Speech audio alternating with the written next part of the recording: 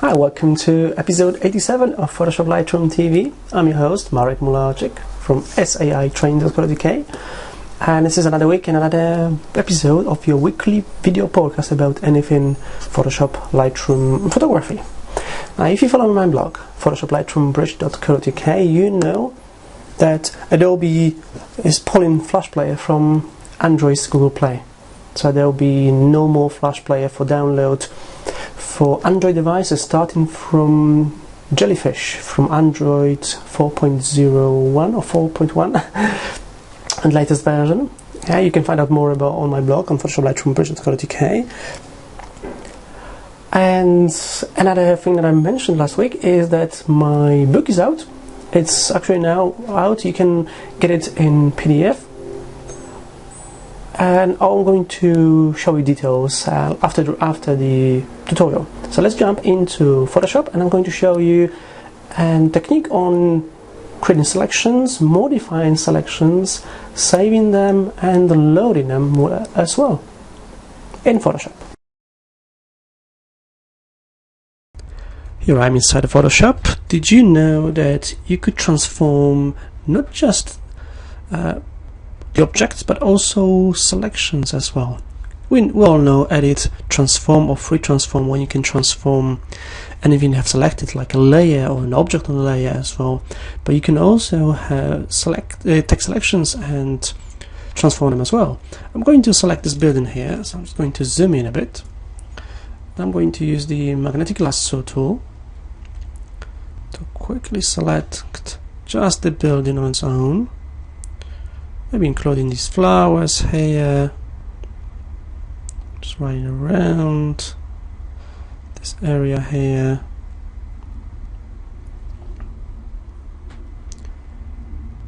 Here we go.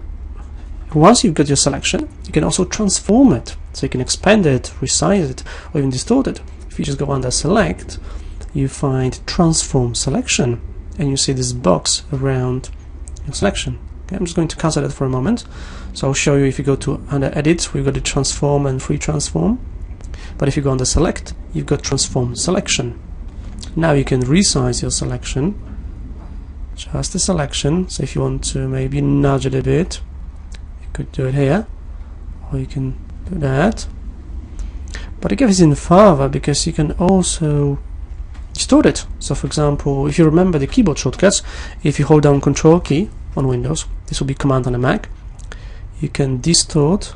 In this case I'm distorting the selection, not the object on the layer. You can do it here as well. Okay. And I'll just click on a tick to accept it. And there's one more thing I want to show you here. If you're planning on reusing this selection, it might be worth you to save it. So I'll go to Select, Save Selection. It creates a new channel. I'm going to give it a name, so I'll call it Building Outline. Create a new channel. I'll press OK.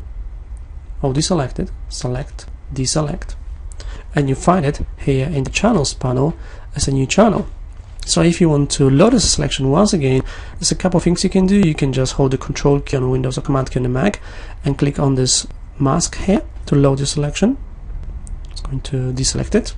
Or you can go to Select, Load Selection. Load Selection will only be active if you have a selection saved. And you get the drop-down menu here where you can choose the selection that you want to load. There's only one in my case in here because there's only one selection in the channels. Just press OK, and I've got a selection loaded again.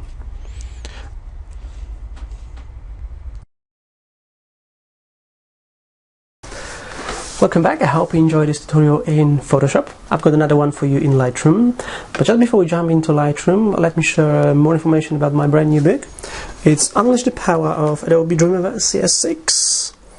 Okay, it's just out. You can get it in PDF straight from me, from SAItraining.co.uk/books.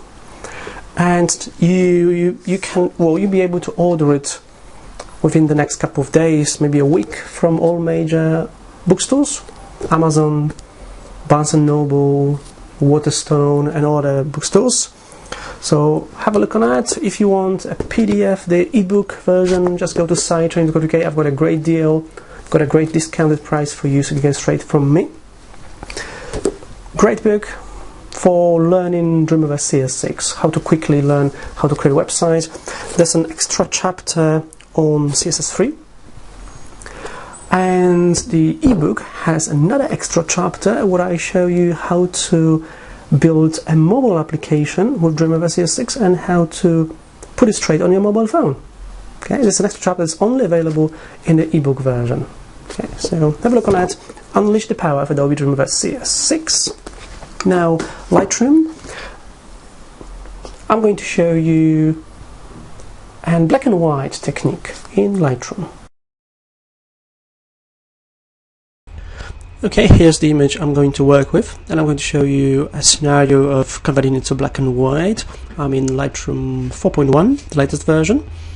I've chosen the image that I want to use, and the first step will be to create a virtual copy, just so I can keep the original, so I'll have the color and black and white, and also so I could compare them at the same time.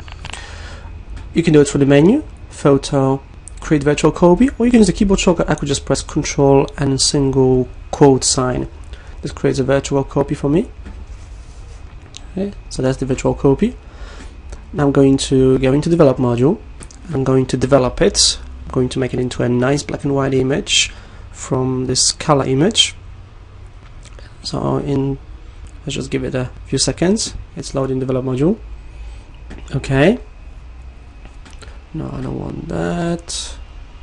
I'm going to hide the top, so I'll just press F5 and I'll press F7 as well, just to make the image bigger so I can see more.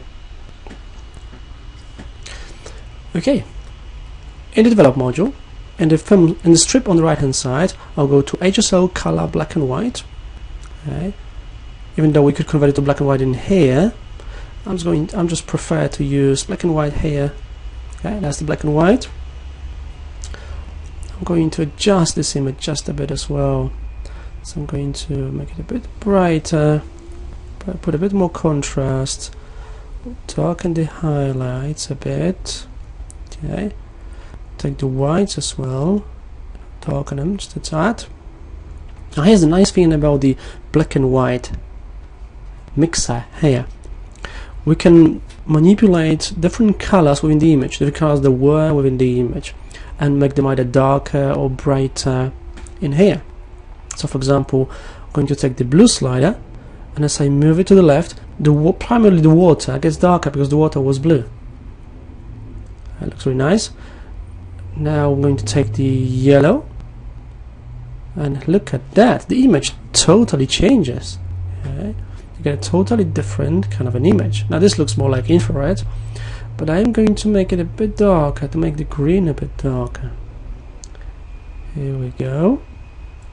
I can take the oranges as well, maybe, yeah, see what's happening here. Again, different parts of the image change, and you get a totally different image depending on how you move the sliders. I'm also going to use the green for the grass. Or could be the grass. Okay. Keep the tones. Okay, let's see if we have any aquas here. Oh, here we go, in the water, in the sea. This starts looking really good. And let's see if we have any reds here. Just some bits here on the beach, you can see. Okay. Now go to the tone curve, and I'll add a bit more contrast here. Maybe medium contrast. Let's see, the strong contrast looks good as well. This looks really nice. Okay. Now go to lens corrections to double check. Okay, the lens correction has been applied here. That's good. We could probably add some vignette in here as well. Just going to go to effects. We'll add just a bit of vignette in. It's probably too much, but if I just move the midpoint just to that, make it a bit more rounded and feather it a bit more. That's our black and white image. Okay, we'll just look in the history here on the left hand side. Okay, that's, if If you look on the navigator in my top left corner of my screen, there's the original, or that's actually the first version of black and white.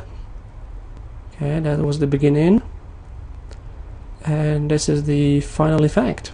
Okay, just a workflow for black and white images in Lightroom 4. Welcome back. I hope you enjoyed this Lightroom tutorial on black and white. Now we're almost done for this week. I just want to point you to my blog once again at PhotoshopLightroomTV, where you can read about backups in Lightroom. This is something that's so important, and so many photographers or Lightroom users don't do it.